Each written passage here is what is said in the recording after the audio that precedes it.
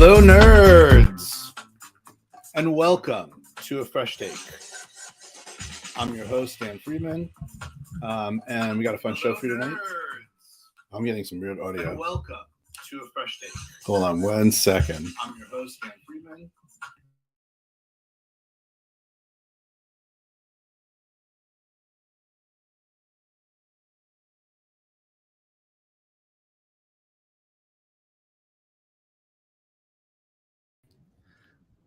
Couple technical issues, folks. I think Dan had the YouTube up in I probably did. Hold on. That makes sense. Technical issues, folks. I think there we go. Thank you. All right. I think I'm clear. Okay. Yeah, I'm not echoing. I apologize, everybody. Hear me all right, Dan?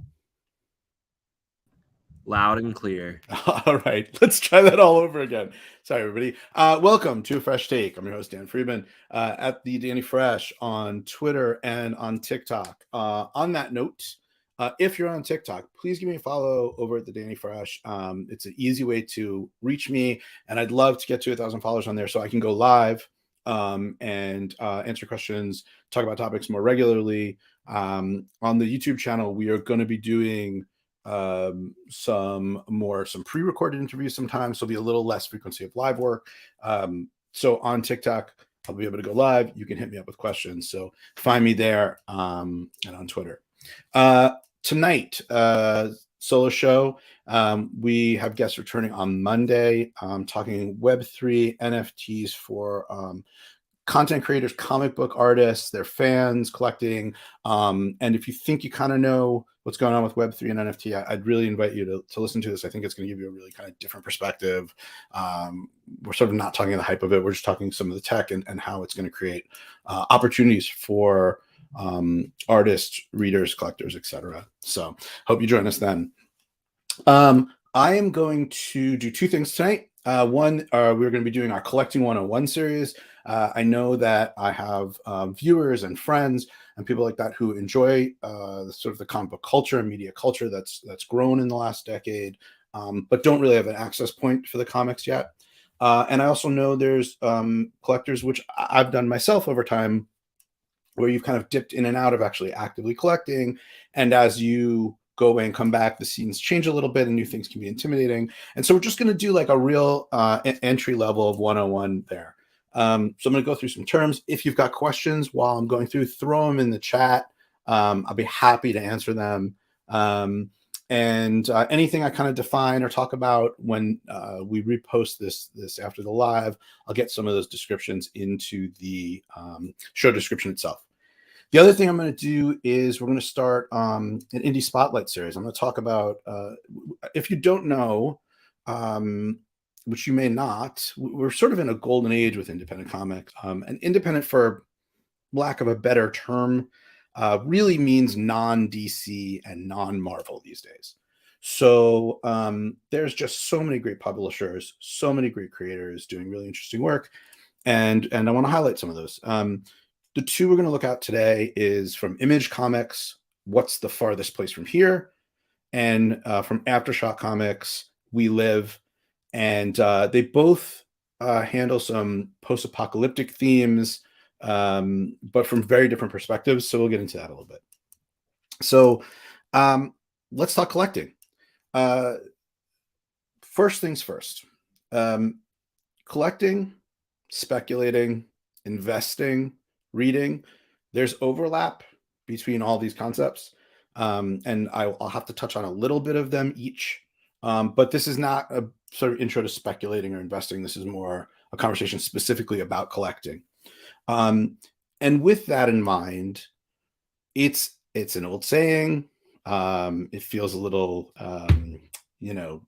trite or whatever, but collect what you love is a great place to start, because the trends of what is popular or what is expensive or what's accumulating value, there will be some ebbs and flows with that. Yes, there's blue chip books that will always retain a certain amount of value, but what's hot right now may not be hot 10 years from now, 5 years from now. But if you collect what you love, then you get the enjoyment out of them, the possible financial return out of them, and the ability to share them with others. So I actually really do believe in that. And then I'll say this: we're going to talk a little bit about values and how to assess books. But that is a huge undertaking in itself, and we'll do that on another show.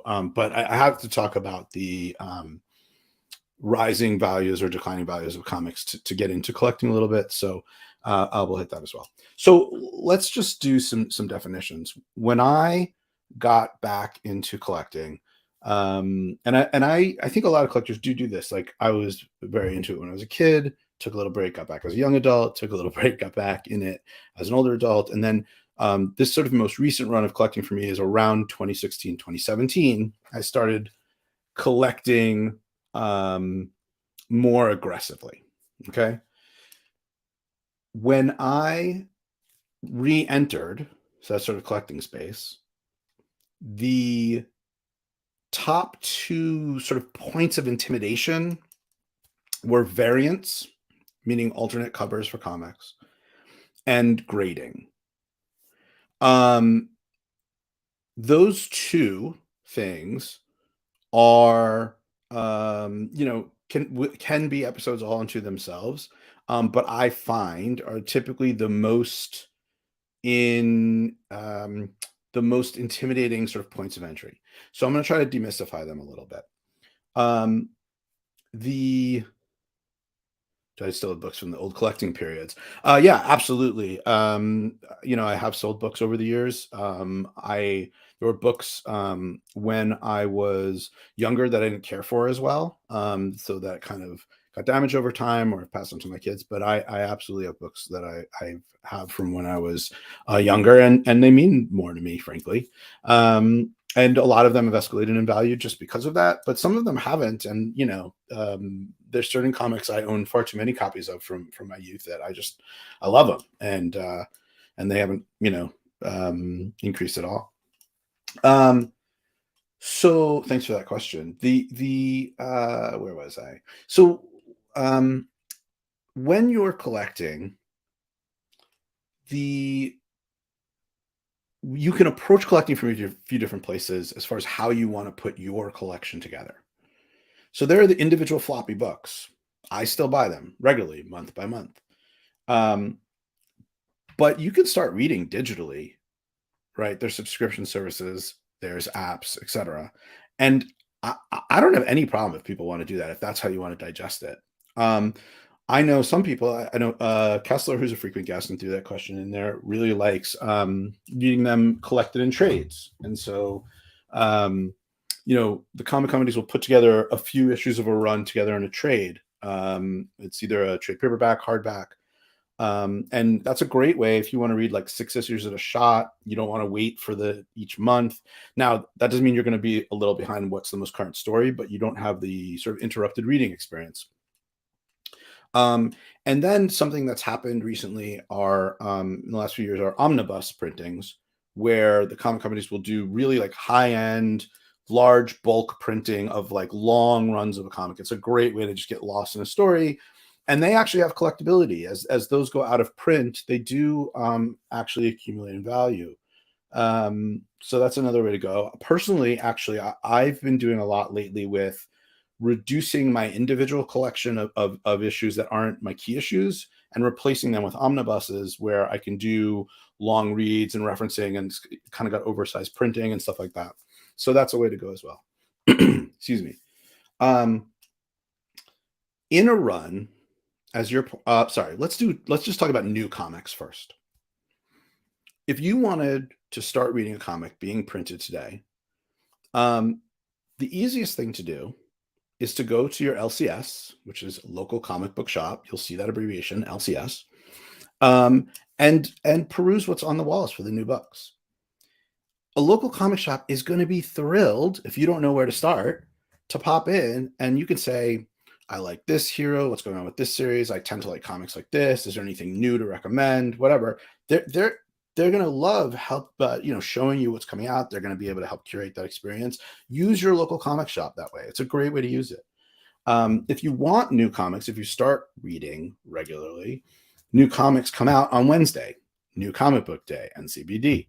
So NCBD at your LCS. If you buy a new comic off the stand and you want to protect it, bags, boards, it's how you've seen comics stored forever. It's how people still do it. And you can generally assume, that the quality of that comic is going to be somewhere around a near mint grade, which is a 9.4, and we're going to get into grading in a little bit. And if you are looking at it from a maximizing potential long-term profits, you're really going to have to scrutinize that book coming off the shelf, because while it may seem like, well, everything just got printed, they should be near the smallest ding in a corner, the smallest tick on a spine will affect that grading. I would suggest to not think about that if you're just starting or getting back into it. Again, buy what you love, read what you love, worry about that first. What you'll find is generally in that store is you're going to have almost everything's going to be broken into Marvel, into DC, and then into your independents and smaller publishers. Again, independent pretty much just means not one of the big two these days. But the reality is there are a lot of bigger independent publishers that, calling them independent isn't quite accurate, but when you say indie books, that's shorthand. You can, when you're going into, I'm going to get into this in just a second, Josh. When you are going to your local comic shop, one thing that you'll notice is there might be multiple covers for the same book. A really significant change in the last 20 years of comics is the variants. What that typically means is you'll have a cover A of a book, and that will also often be the most ordered, the largest print run. And also most likely, if a comic gets optioned, talked about, gets hot, whatever, that's the picture they're going to show. So it'll have the highest print run, but it'll also most likely have the sort of most sought after art by the general public as a book escalates. A bigger book will have a cover B, maybe even a cover C. And it's different artists. And a lot of times the alternate covers will have smaller runs. And if they get a hot artist on it, that can escalate very quickly. And because modern books have much smaller print runs, and this is an important point, modern books have much smaller print runs than books when I was growing up. And because of that, the ability for a modern book to come out day of release and quickly escalate to very high prices, its path is much easier. There's just less of them. Basic supply and demand, right? Hot book, new book, everybody's into it, small supply. It's why a lot of the books from the 90s and early 2000s, which had, really like 10x print runs of the modern books, have taken so long, even though they're now 20 to 30 years old, to start accumulating value. But that has started now. It's different as you get into older books because books in the Silver Age and the early Bronze, etc., have been destroyed. Their conditions are lessened, etc. So those are your kind of basic variants. Then there's something called retailer incentive variants. Retailer incentive variants will come in ratios. It'll be 1 in 10, 1 in 25, 1 in 50, etc.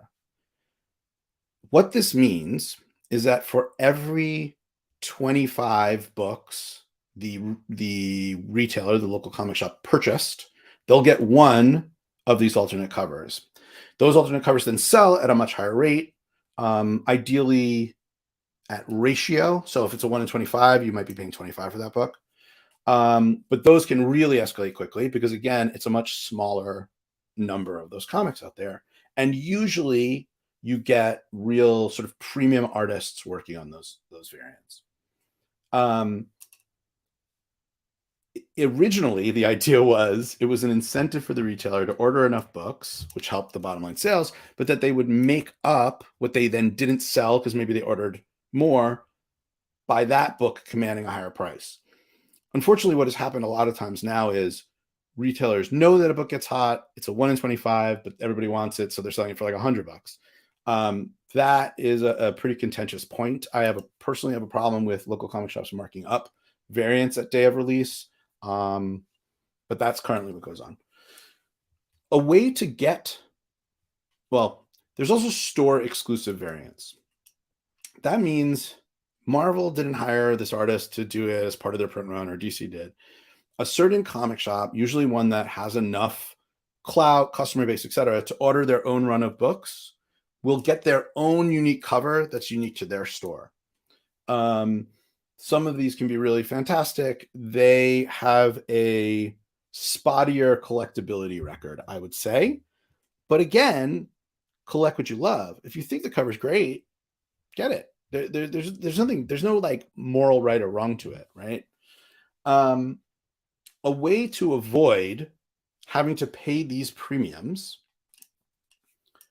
is to order books through your local comic shop in advance of publication. So every comic shop, every LCS will be happy to set you up with a pull box, a pull list. You tell them what books they want. They'll order them for you. They'll know it's essentially sold because you're committing to buy them, and you'll most likely get them at a discount because the local comic shop will have a certain loyalty program to it. Great way to save, great way to get their order numbers hit, and you can put your orders in for those variants, etc., in advance. The cutoff for advance ordering of a book is called FOC, final order cutoff. It's usually 3 weeks on the Monday before the publication date. So if you get, oh, there's a gorgeous cover coming out, I want to get it, talk to your LCS. I know FOC is this Monday. Can you put it in order? No problem. Done. Which brings us to previews. Previews is a thick magazine that you can get at your LCS that lists everything that's coming out for the next couple of months. It's a really fun thing to flip through. And the descriptions and solicitations written up for the individual comics will tell you, oh, this story is going to have a new villain. This story is going to introduce a new story arc, whatever. I want to get that. And often we'll have the different art displayed as well. Now, those are all contemporary modern variants. Variant also means something else. And this is to address Josh's question earlier about newsstand versus direct. So a variant can also mean any variation from the most printed cover A printing of any one comic. So later printings, second printings, third printings, fourth printings, which have become very collectible. Other is price point variants. So a comic that's printed in the US has one price. If it's printed in Canada, same day, same publication date, it's going to have Canadian price on it. So it's going to have a different price to it. And actually has a fraction of that print run of the US comic. I don't know currently whether there's still Pence comics being printed in the UK. Probably not, because why would there be? But that used to be a thing as well. It came out at the exact same time, different pricing, much smaller print runs, highly collectible. In the United States, up until 1986, the majority of comics printed were what's called newsstand versions, meaning they literally went to newsstands, and that's where people got their comics. In 1986, this starts, in 1986, it becomes a 50-50 ratio. 50 newsstand and 50 direct market, meaning the ones made for the comic shops. Before 86, overwhelming newsstand publications. At 86, it hits equilibrium. After 86, it's like it's almost like night and day. It's not a gradual thing. It's almost immediately the comic shops start being the dominant distribution model, and newsstands become a significantly smaller percentage of copies printed. Additionally, newsstand comics were left out on racks. People leafed through them. They were exposed to elements. So you've got a smaller print run with much fewer of them existing in better condition. So the same comic after 1986, that's a newsstand, commands a premium. And sometimes those premiums can be significantly higher, especially if it's like a late 90s, early 2000s book. Key issues that are newsstands could be, 2x what a price point might be. So those are considered variants. How you identify them, good question. How you identify them is usually the barcode. So see if I've got one somewhere handy. Often you will see in the corner, you'll either have a barcode, and actually in most modern comics, it'll literally just say direct edition or newsstand on the little barcode. But a little bit earlier than that, you'll see like that sort of corner box would have like Spider-Man's face or like some kind of image or something like that. And usually if it was just the sort of Scantron barcode, that was a way of knowing it's a newsstand. That's a really simplified answer. It really depends on the year. So I could get some resources to that, but like there's different corner boxes and different way the prices are listed. There's a lot of different ways. So you do have to really educate yourself if you want to forge forward into tracking down newsstands. But they do have a very fierce fan base and people really like putting them together. I will say the quickest way to find kind of gold in your old comics is if you go back through your old collection and start paying attention to whether you do have newsstand or direct edition versions. The other thing that a lot of I believe these are just in newsstands, are something called the Mark Jewelers insert. So a lot of comics had this little 2-page insert in the center of comics that was advertising jewelry for this company, Mark Jewelers. Mark Jewelers, Mark Jewelers were, if I've got the story right, were literally direct ads sent to like military bases, to soldiers, to encourage them to buy jewelry as gifts for their girlfriends or wives or whatever back home. Those have become highly collectible. Can I talk a little bit about the numbers and the barcodes represent? So are you asked, I just need a little clarity, are you talking about where it's like the 111, the 112, those things? Or are you talking about all the numbers across? Let me know and I can get into that. So essentially there's a, I'm just trying to see if I've got one here. Let's see if I can show this without it being too glary. So let's see, can I, okay. Yeah, see that 00212? Is that what you're asking about? So that talks about which printing it is, which number it is, and then which issue number it is. So it's the second issue of the first volume, and it's the second print. Does that get there for you? Cool. And so that's a great way of seeing, is it a later printing? A lot of times you'll see printings on the back of things. You're very welcome. A lot of times on the back of things, you'll see, it'll also say like second printing, third printing. Some of the older books don't list later printings, and you actually have to, I think, is it a TMNT? It might be the, if Josh is still here, he might know, but on the early Teenage Mutant Ninja Turtle books, I think you had to see the interior of the comic to actually know whether it was a later printing or not. So these are all things to look at. With multiple publications, so second printings, third printings, especially with modern books, they become highly collectible because they have much smaller print runs. And if they actually have different art, so now you've got a different art cover at a smaller print run, and it was probably a very popular book because you did future printings of it. So those have become highly sought after.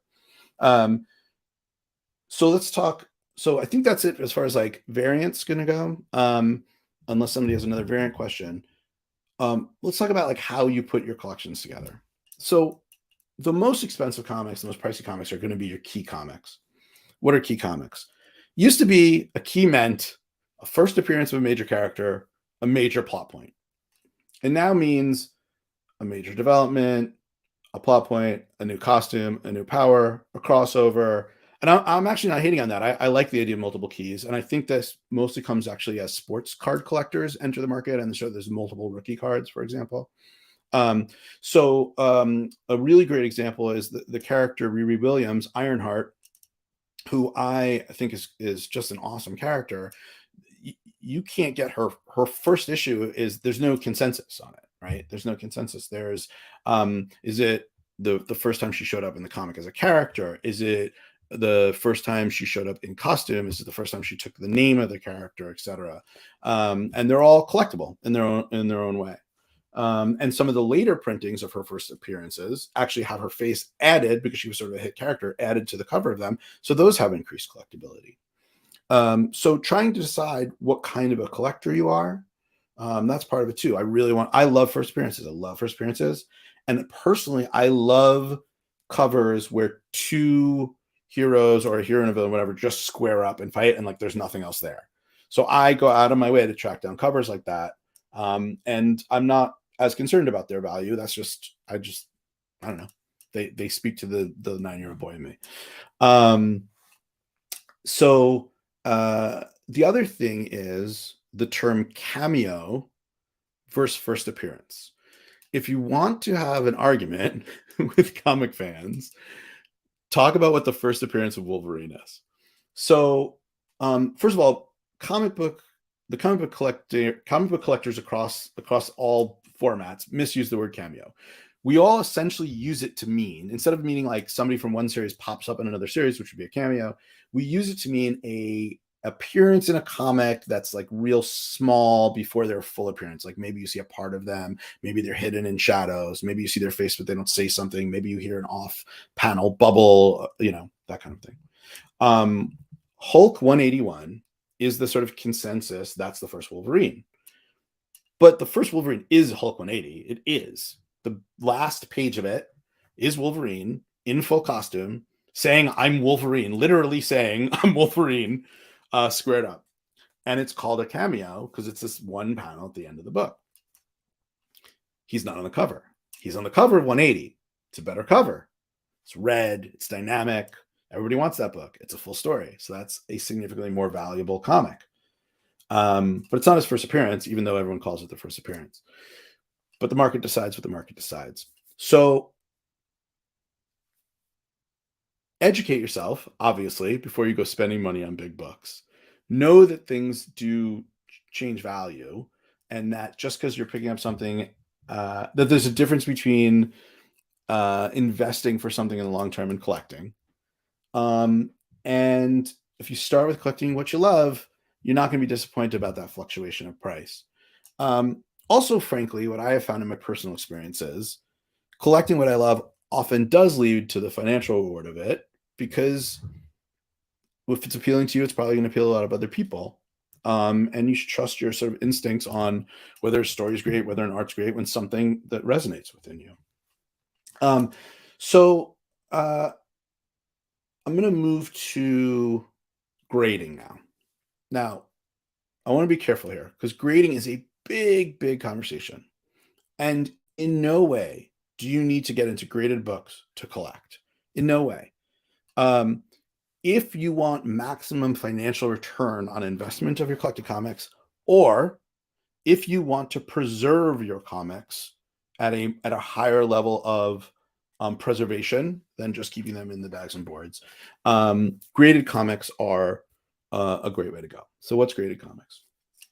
So way back in the day, the Overstreet Comic Price Guide was sort of like the Bible, right, for collecting comics.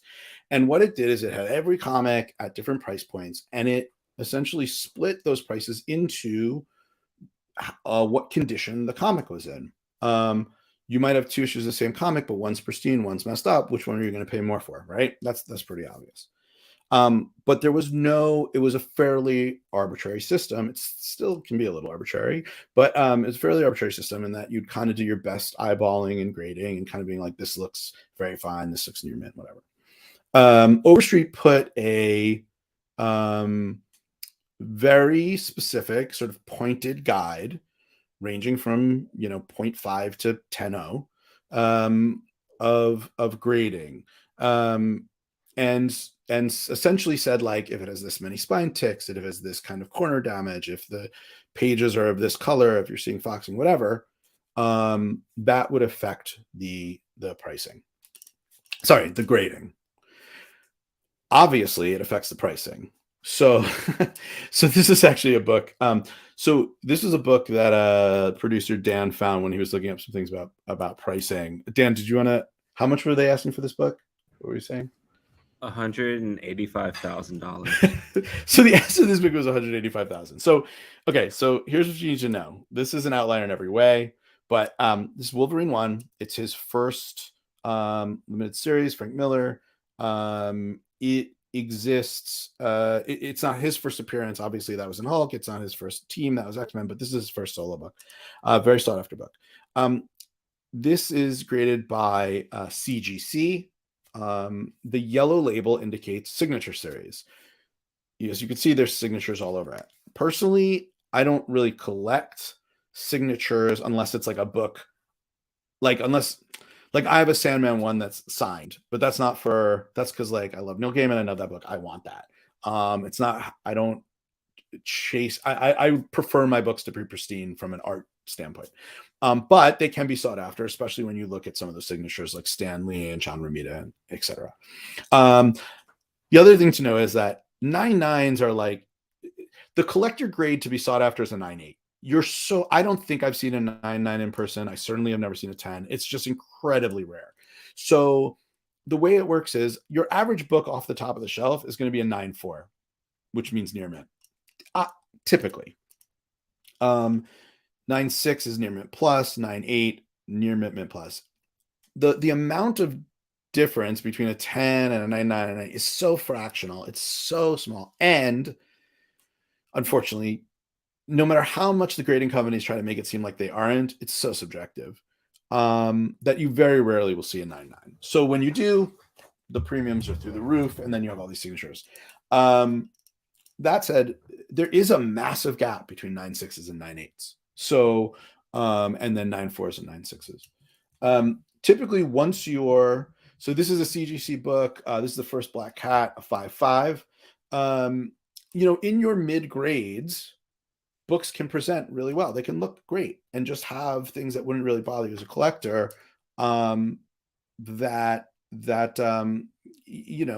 It's a little rounded in the corner. You may not care about that if it's a book you love in your collection. But that's how we differentiate those grades. So anyway, you'll notice this is also a CGC label. It's a blue label. So that's your standard label, is going to be blue. The two main grading companies are CGC and CBCS. CGC is the market leader and typically commands a premium over CBCS. CBCS's product is excellent. I did just have a little bit of a drama with them trying to get some books from them in a timely manner. But here's the thing, guys. Grading takes forever. It takes so much longer than you think it could possibly take. And so I don't know. I would imagine that in the very near future, there's going to be a reckoning with grading, because I think it's important to the establishing the value of it, to recognizing the condition, for ensuring all of these things. But the process of getting your book graded and the subjectivity involved is cumbersome. So you can buy books already graded and not deal with that, but then you're going to pay that premium. I think we have an issue of CBCS, a picture of a CBCS book. So CBCS is a slightly different label, you'll notice. This is a 9.8 of Secret Wars 1, great book. And 9.8 really is like the sought after collector grade. Nobody really has expectations of getting higher grades than that on most books. The difference between the two companies where CBCS is favored, there's one specific scenario. CGC will do a verified signature. So that yellow label that you saw previously on the Wolverine, they have to witness the signatures, and then they will acknowledge it as witnessed, and they will verify it. They will not acknowledge and verify your signed comics that you got signed yourself, or you bought signed by somebody else. So, sorry, I'm just seeing if I've got a slaved book here. Give me 1 second. So I had this, which is Sandman 1, signed by Neil Gaiman and remarked. And I sent it to CBCS because I knew that CGC would not recognize it. They would give me a green label. They'd say it's signature, but they wouldn't verify it. So CBCS will do that. So if you have an autographed book and you want to get graded and protected, CBCS is where to go. There are other grading companies. Don't use them. Not yet. For two reasons. One, it's not that some of them are doing good work, but haven't established themselves enough to retain value, and you're just taking a risk you can't take. And then some of them honestly are just not reputable. I mean, some of the grades are really crazy, and won't hold up under scrutiny. So variants, indies, ordering comics, getting new comics, grading, chasing variants, etc. I hope I've at least given some context and definition to some of these terms. If you have further questions, you want further clarity, please let me know. Throw them in the comments after. If you're watching this after the place, I'm happy to answer them. I'm just going through the questions, seeing if I'm missing anything. This is a good question. There's two questions I want to hit real quick. Then I'm going to go to the indie books. Once a book is printed and on the shelves, are there only that amount that'll ever exist? So there's reprints, which we talked about. They also get collected in other ways. So if you just want to get to the story and read it, there's lots of things. If you want to own that first printing and that cover A, yeah, the answer is the ones that are on the shelves are what you want to get. And then producer Dan, can you hop on the newest run of Hawkeye without reading any of the other newer runs of character team-ups? So this is a complicated answer, but here's the uncomplicated one. Absolutely. You might not know everything that's going on. But the comic companies are very conscious right now that new readers are coming on all the time because of the popularity of comics growing. And so you can see the way they're building into the fabric of launching stories, where they're doing kind of subtle recaps as you go to catch up. And actually it's become convention, and I think this is smart. It's become convention. The first page before you get into any comic now has a little bit of a here's the background of the character, here's what happened last issue, and let's go. So they've made it really easy for you. And then, look, I remember when I started reading as a kid, and anytime I've come back in, you do have to do a little bit of catch up in the reading, and that's fun. It leads you down paths of learning a little bit more lore and a little bit more context and coloration. But a good comic is going to give you enough in its comic where you don't need that other contextualization to read it. So it'll get richer the more that you read, and it may interest you in other stories, but you can jump on almost any series whenever you want. And that's a great question for your LCS. Hey, where are we at in the story arc? Should I start here? Should I go back one issue, etc.? So, all right. So that's our first Collecting 101. I hope that was helpful to folks. I look forward to people getting more questions in. Oh geez, a lot of questions came in just as I was doing that. I'm going to rapid fire. Golden Age, Silver Age, Bronze, Modern are just date delineations for when books came out. I think Golden Age is 38 to 56, 57, something like that. So that's your Action Comics 1 kind of launches that, the first Superman, the superhero archetype. You also have a lot of Westerns and cowboy books. Silver Age is Spider-Man, Fantastic Four launch. Marvel comes into its own. A lot of the old hero books in that real kind of gorgeous pop art style are 60s books. That's Silver Age. Bronze Age, actually I have a little note. So Bronze Age and Bronze Copper, that gets a little fuzzy, but essentially you started in the 70s getting, much like you did in films, you got a little bit more sort of auteur content. Material got a little darker, stories got a little bit more interesting. Writers and visual artists got a little bit more control of the characters. They brought in a lot of drugs get introduced, real world issues get introduced, and your characters start getting more diverse. And then this is my one of these soapbox moments for me. The Modern Age starts 85, 86. A lot of people actually attribute that Secret Wars book to being the start of it. And then that's apparently lasted till today, which makes no sense. When I think of the Modern Age, I really think of 86 to 2000. And then we have to look at what's happened between 2000 2010. And then from 2010 now, I would call it kind of the the I don't know, the MCU era, the something era, this sort of like new multimedia era. So that's your ages. Reprints can be worth less or more. That's gonna have to be all the show. Is getting books that are a little worn steamed and pressed a thing. Steaming and pressing books. You can absolutely steam and press a book. It is not considered restoration. The grading companies will do it for you. It can bump up the grade when they grade it. There are a lot of independent people who do them, do better jobs of it, and at better price points. But I would not really even start thinking about that till you've been actively collecting and learning the market for a period of time.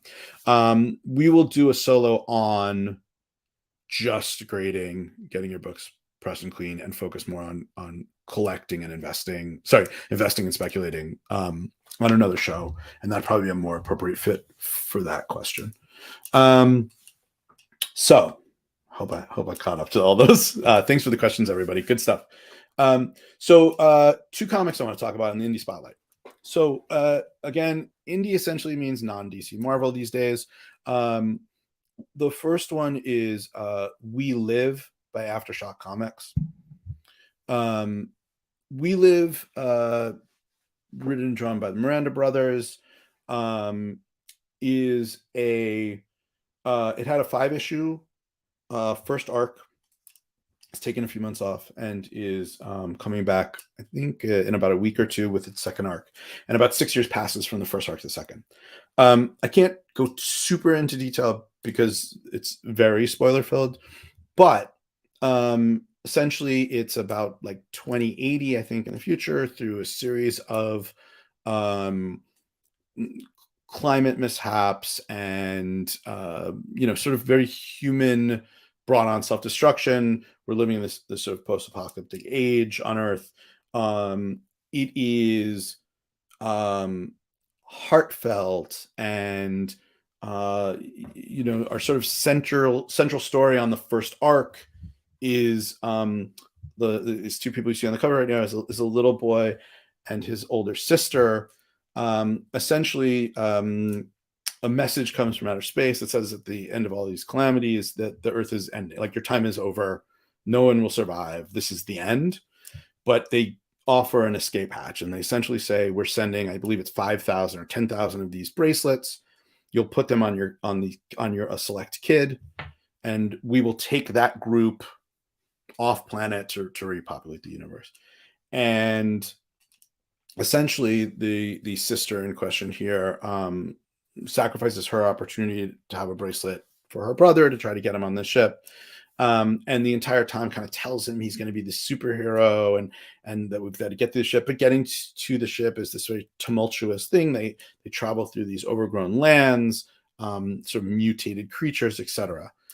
It is visually a stunning color pop. It has some cartoony elements to it. It has a lot of heart to it. It has some pulse pounding action, some real danger. It has a couple great twists that I just can't, like, there's almost no way to talk about them without kind of spoiling how we're heading into the next arc. But I will say this, the next arc is still on Earth. So things don't go as planned. But it is, but it's one approach to deal with post-apocalyptic work. The other book we're going to talk about, and we're going to compare the two, is from Image Comics. It's The Farthest Place from Here, or What's the Farthest Place from Here? Let's pull that up. What's the Farthest Place from Here? This book, I am like planting my flag on this book. I think this book is absolutely fantastic. We Live has a lot of buzz around it already and had a lot of critical acclaim and had some multiple printings and all that kind of stuff. What's the Farthest Place from Here? I'm not sure it's caught on, though there are a million variants. But I just think it's absolutely fantastic. This is also post-apocalyptic Earth, but you can see from the cover here, it's not this like technicolored, fantastical, overgrown, lush vegetative space. It's really kind of broken down, haunting, a little, it can feel hopeless at times. very punk story, much more set in our time. The points of reference are much more familiar. Um, so two books, one like this kind of big, bright, heroic. One in this story, all the adults are gone. Uh, as far as we know, everything is populated by gangs of youth, and as people age out and become old, they go somewhere. We don't really know, and it's been long enough that already people don't really understand what's happening to them. So we open with one of the older teens. Maybe he's aging, he's sort of like he's sick, he's not really sure what's going on, and he's interrupted by another girl who's pregnant, who clearly doesn't understand she's pregnant. So it is far enough away that without sort of these passed on educations, they don't really know. The creative team of that is the same team that Matthew Rosenberg is the writer who wrote Four Kids Walk Into a Bank, which is, I believe, going to be a feature film coming up. The artist is Tyler Boss. It is, you're not sure if it is supernatural in nature. You're sort of learning as you go, but there's a really kind of brilliant technique of storytelling going on where you don't know why we've arrived in the state, right? They tell you at the very beginning, here's how we got to the apocalypse, here's what happened, this is why we're here. What's the furthest place from here? The characters know a lot of information that we don't know anything about as a reader. And it leads to a sort of disorientation. You're not quite sure what's going on at any given time. And yet the relationships of these characters, because they know more than we do, is very informal. It's very intimate. And there's a real sort of schism in reading it of that feeling of intimacy conflicting with that feeling of disorientation that really puts you on edge. It can be foreboding and lonely. And yet these sort of gangs of children form family each other. So you do find this hope in it. It's also decidedly punk.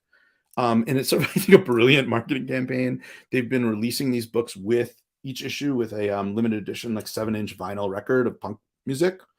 And there is like gang fights and comedy. And so I don't want to make it seem like this is this bleak thing, but it does have this kind of like very a little paled out color palette and sense of dread, and you're not quite sure what's going on. The characters are fantastic. It's compelling. It's a little creepy. It's a little funny.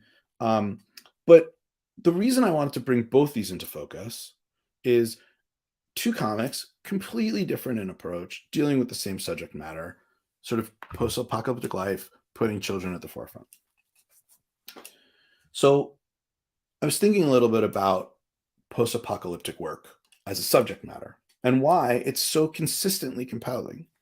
And really, it's a fairly modern concept, right? Like, you got H.G. Wells' War of the Worlds.